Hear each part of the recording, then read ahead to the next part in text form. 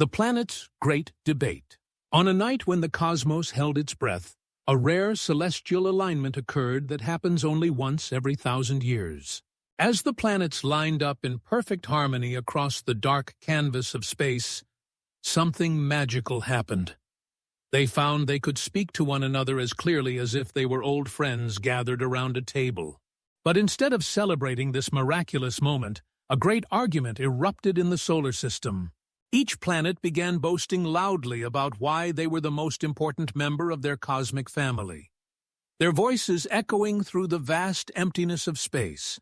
"Clearly, I am the most magnificent," bellowed Jupiter, puffing out his massive form. "Look at my size. I have over 70 moons dancing around me, and my great red spot has been raging for centuries. Without my gravitational pull protecting you all from asteroids, you'd be nothing but cosmic dust." Mercury zipped around his orbit impatiently. "Size means nothing without speed. I complete my journey around the sun in just 88 days. I am the swift messenger of the heavens." Venus sparkled brilliantly. "You're both wrong. I am the most beautiful planet in the entire sky. Humans call me the morning star and evening star. My brightness outshines you all." Mars flexed proudly. "My striking red color makes me unforgettable. I'm named after the god of war." Saturn chimed in with dignity. "My magnificent rings make me the most elegant of all planets, countless ice and rock particles dancing around me in perfect formation." Neptune, usually quiet at the edge of the solar system, spoke up with a deep, resonant voice.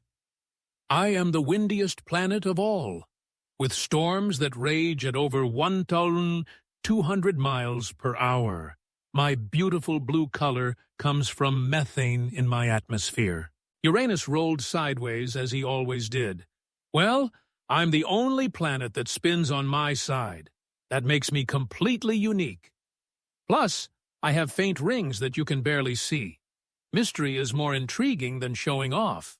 The distant planets' contributions made the inner planets pause for a moment, realizing they weren't the only ones with special qualities worth celebrating. Through all this boasting, Earth remained silent, feeling quite ordinary and small. She had no massive size like Jupiter, no dazzling speed like Mercury, no brilliant glow like Venus, no striking color like Mars, no beautiful rings like Saturn, no fierce winds like Neptune, and no mysterious sideways spin like Uranus. What could she possibly offer that was special? Her surface seemed so plain compared to the gas giant's swirling storms and the inner planet's dramatic features. The sun, who had been listening patiently, finally spoke. "Tell me, dear planets, what would happen to the solar system if each of you disappeared?" The planets considered this carefully, each growing thoughtful. Jupiter realized that without him, dangerous asteroids might strike the inner planets. He was truly the solar system's guardian.